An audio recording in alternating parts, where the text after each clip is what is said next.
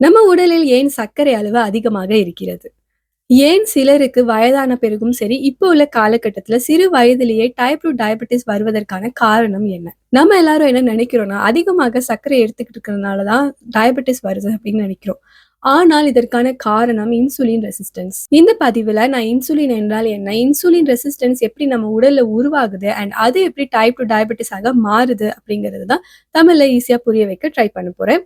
அதுக்கு முன்னாடி இந்த சேனல்ல நான் ஹெல்த் மற்றும் பார்மசி பற்றின இன்ட்ரெஸ்டிங்கான ஃபேக்ட்ஸ், தகவல்களை பகிர்ந்து கொண்டிருக்கிறேன். உங்களுக்கு யூஸ்ஃபுல்லா இருக்கும்னு நினைச்சீங்கன்னா, கண்டிப்பா சேனல சப்ஸ்கிரைப் பண்ணிக்கோங்க.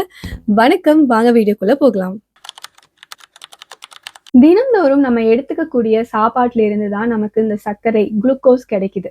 இந்த குளுக்கோஸ் அப்படிங்கிறது நம்ம உடலுக்கு தேவையான எனர்ஜியை தரும். ஆனால் இந்த குளுக்கோஸ் அப்படிங்கிறது நம்மளோட ரத்த ஓட்டத்திலே இருந்துகிட்டு இருந்தா, நமக்கு தேவையான எனர்ஜிய அதால குடுக்க முடியாது. அதனால அது செல்ஸுக்கு போக வேணும். ஆனா செல்லுக்கு சாதாரணமாக போக முடியாது. இப்போதான் நமக்கு இன்சுலின் அப்படிங்கிற ஒரு ஹார்மோனோட ஹெல்ப் தேவைப்படுது. இந்த இன்சுலின் அப்படிங்கிறது பான்கிரியாஸ், கணையம் அதுல இருக்கக்கூடிய பீட்டா செல்ஸ் மூலியமா சுரக்கப்படுது. இந்த இன்சுலின ஒரு சாவி மாதிரி இமேஜின் பண்ணிக்கோங்க. அண்ட் நம்மளோட ஹியூமன் மனித செல்களை ஒரு பூட்டு மாதிரி இமேஜின் பண்ணிக்கோங்க. அதாவது சாவி இருந்தால் தான் பூட்டு திறக்கப்படும். அப்பொழுதுதான் இந்த குளுக்கோஸ், அதாவது இங்க இன்சுலின் இருந்தா தான் செல்லுக்குள்ள குளுக்கோஸ் அப்படிங்கிறது போக முடியும். நமக்கு தேவையான எனர்ஜியை கொடுக்க முடியும். இப்போ ஒரு ப்ராப்ளம் நடக்குது. அது என்ன அப்படின்னு பார்த்தா, நம்ம உடல்ல இருக்கக்கூடிய செல்ஸ் இன்சுலினுக்கு ப்ராப்பரா பதில் கொடுக்க மாட்டேங்குது. இதத்தான் இன்சுலின் ரெசிஸ்டன்ஸ் அப்படிங்கிறத சொல்லுவோம். இங்க என்ன நடக்குதுன்னு பார்த்தா, இன்சுலின் இருக்கு. ஆனா, இன்சுலின் சொல்ற பேச்ச செல்லு கேட்க மாட்டேங்குது. பூட்டும் இருக்கு, சாவியும் இருக்கு. ஆனா, அந்த சாவிய வச்சு பூட்ட தொறக்க முடியல. அதுதான் இங்க. இப்போ இந்த செல் இன்சுலின் பேச்ச கேட்காதனால, குளுக்கோஸால செல்லுக்குள்ள போக முடியாது. அதனால அது நம்மளோட ரத்த ஓட்டத்துக்குள்ளேயே இருக்கும்.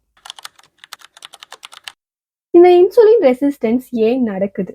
இதற்கு பல காரணங்கள் இருக்கு. முதல்ல ஒபிசிட்டி, ஓவரா குண்டா இருப்பது. அது இல்லாம நம்ம எப்ப பார்த்தாலும் எந்த ஒரு அசைவும் இல்லாமல் ஒரே இடத்துல உட்கார்ந்து இருக்கிறது. யூசுவலா சொல்லணும்னா எக்ஸர்சைஸ் பண்ணாம இருக்கிறது.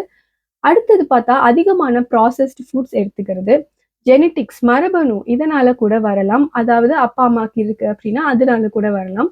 இல்லன்னா ஹார்மோனல் இம்பேலன்ஸ், ஹார்மோன் பேலன்ஸாக இல்லாமல் இருப்பதுமே ஒரு காரணம் தான். இந்த காரணங்களால் நம்ம உடலில் இருக்கக்கூடிய செல்கள் இன்சுலினோட சிக்னலுக்கு ஒழுங்கா ரெஸ்பாண்ட் பண்ண முடியல. இப்போது நம்ம உடல்ல என்ன நடக்குதுன்னு தெரியுமா? நம்ம ரத்த ஓட்டத்துல சர்க்கரை அதிகமாக இருப்பதை பார்த்து பான்கிரியாஸ் இன்சுலினை இன்னும் அதிகமாக சுரக்க வைக்குது. இதனால என்ன ஆரம்பத்துல நடக்கும் அப்படின்னா, இன்சுலின் அதிகமாக இருக்கும். அண்ட் நம்ம ரத்த ஓட்டத்துல குளுக்கோஸ் அதிகமாக இருக்கும். ஆனால் காலம் போக போக நம்மளோட பான்கிரியாஸ்க்கு வேலை அதிகமாக இருக்கும். இப்ப இதனால பீட்டா செல்ஸ் ரொம்ப சோர்வடைந்துரும். இப்போ இங்க என்ன நடக்கும்னா, இன்சுலினோட சுரக்கிறது கம்மியாயிடும். நம்மளோட ரத்தத்துல இருக்கக்கூடிய சர்க்கரை அளவு குளுக்கோஸ் அதிகமாக ஆயிடும். இதுதான் டைப் 2 டயபெட்டிஸ் அப்படிங்கிறத சொல்றோம். ஸோ இந்த டைப் 2 டயபெட்டிஸ் வர்றதுக்கான இந்த ஸ்டேஜ ஒரு 3 ஸ்டேஜா பார்க்கலாம். முதல்ல இன்சுலின் ரெசிஸ்டன்ஸ். நம்ம உடலுக்குள் இருக்கக்கூடிய செல்கள் இன்சுலினுக்கு ஒழுங்காக ஒரு பதிலை குடுக்க மாட்டேங்குது. அடுத்தது பார்த்தீங்கன்னா, ப்ரீ டயபெட்டிஸ். நம்மளோட ரத்தத்துல இருக்கக்கூடிய சர்க்கரை அளவு, குளுக்கோஸ் லெவல் கொஞ்சம் அதிகமாக இருக்கும். ஆனா டயபெட்டிக் லெவல்ல இருக்காது. அடுத்தது டைப் 2 டயபெட்டிஸ். இங்க தான் இன்சுலின் நமக்கு பத்தாம, நம்மளோட ரத்தத்துல இருக்கக்கூடிய பிளட் குளுக்கோஸ் அதிகமாக இருக்கும். சர்க்கரை அளவு அதிகமாக இருக்கும்.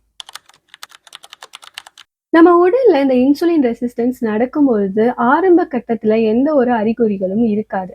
ஆனாலும் சில அறிகுறிகள் தெரியலாம். நம்மளோட எடை அதிகமாவது, அதிக பசி இருப்பது, சோர்வு அதிகமாகிறது, நம்மளோட தோல்ல ஒரு டார்க் பேட்சஸ் வர்றது, அண்ட் வயித்து பகுதிகளில் கொழுப்பு அதிகமாக சேர்வது. இந்த இன்சுலின் ரெசிஸ்டன்ஸை கண்ட்ரோல்ல வச்சுக்கிறதுக்கு ஒரு சிம்பிளான வாழ்க்கை முறையை ஃபாலோ பண்ணாலே போதும். உடற்பயிற்சி செய்வது, வெயிட்டை கண்ட்ரோல்ல வச்சுக்கிறது, அதிக நார் சத்து இருக்கக்கூடிய உணவை எடுத்துக்கொள்வது, அதுக்கப்புறம் பார்த்தா நல்ல தூக்கம் தூங்கி எழுவது, அப்புறம் பார்த்தீங்கன்னா சர்க்கரையை கம்மியாக எடுத்துக்கொள்வது போன்ற இந்த மாதிரியான சிம்பிளான வாழ்க்கை முறைகளை நீங்க பின்பற்றினாலே இந்த இன்சுலின் ரெசிஸ்டன்ஸை கண்ட்ரோல் பண்ணிக்கலாம். சுருக்கமாக சொல்லணும்னா டைப் 2 டயபெட்டிஸ் வருவதற்கான முதல் காரணம் இன்சுலின் ரெசிஸ்டன்ஸ் தான். ஆரோக்கியமான வாழ்க்கை முறை இருந்தாலே டைப் 2 டயபெட்டிஸ் வருவதை தவிர்க்கலாம்.